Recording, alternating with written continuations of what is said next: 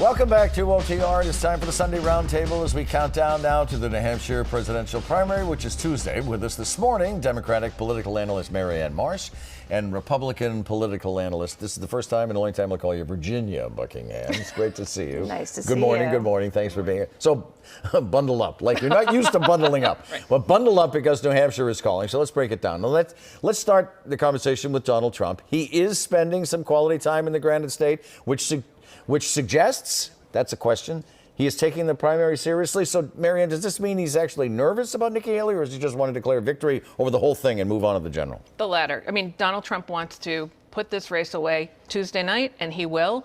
And as of 8:01 Tuesday night, when we're together on the roof, the general election starts. So that's what's going to happen. He's got a legit organization up in New Hampshire, unlike the last time in 2016, just like he did in Iowa. This is a very different campaign. He's got the people. He's got the talented consultants. He's got the organization. He is going to put this away on Tuesday night. She sounds absolute. What about you, Jenny? Andy had good ads. I mean, he went after Nikki Haley on China, on her governor record on gas taxes and other things, which shows that she could have maybe done more than she did. She wasn't tough on him. She tried to walk that line of not alienating his supporters. Why are we fearful of that line? So I think she's playing for 2028, and I think it was a mistake because you got to run the campaign you're in, and she didn't take him on, and now she's going to lose.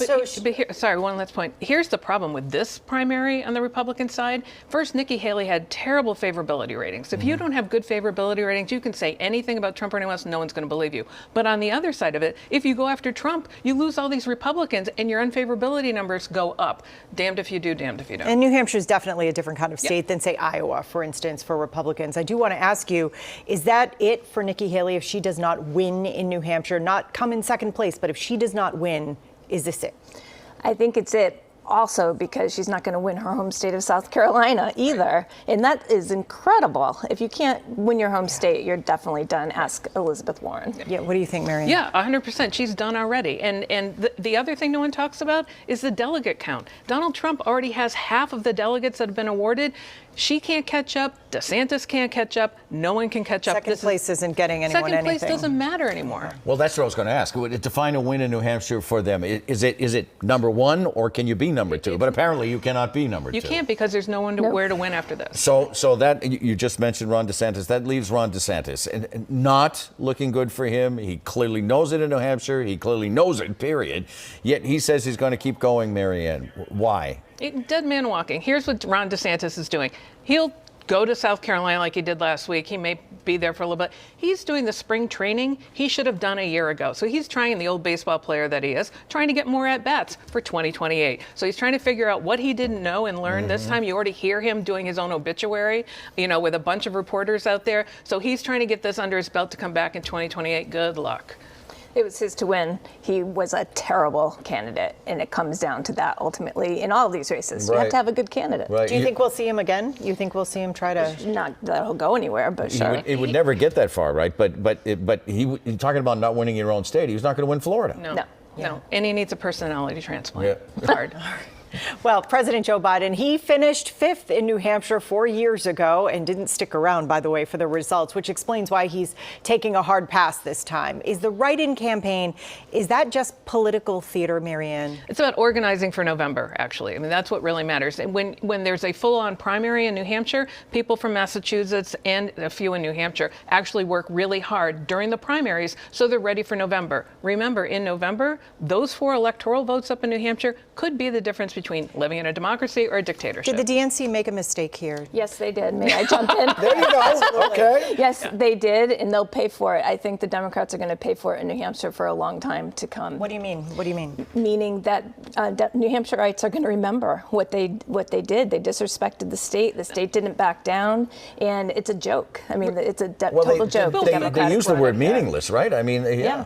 No. First of all, blame Sununu and the Republicans in the legislature because it's the law that New Hampshire goes first in a primary. They wouldn't undo the law. So it's on the Republicans. Nor should they. Nor should they undo the law. That's a twisted way to look at it. It is the Democrats put this on the table. The Republicans stuck by New Hampshire as the number one state. They couldn't change the law, number one. Number two, Sununu's going 0 for 4 this year. Couldn't run for re-election for governor, he'd lose. Couldn't run for the Senate, couldn't run for president, and now Nikki Haley's going to lose New Hampshire. So that's that. Last point, again, I think the people of New Hampshire would rather live free or die in a democracy than a dictatorship with Donald Trump. Well, the next go around, will we see New Hampshire in its traditional spot? Yes. They made a mistake and they know it. All right. I mean, we hope so. But before we step to break, I want to pivot back to Governor Healey's State of the Commonwealth address and some not so subtle digs at the previous administration, especially when it comes to the MBTA. Listen to this. We'll double our support for MBTA operations. We aren't kicking the can down the road any longer on anything difficult. So without naming names, that wasn't the only reference to past shortcomings. Ginny, was A, is it fair game, and B, was it a fair play?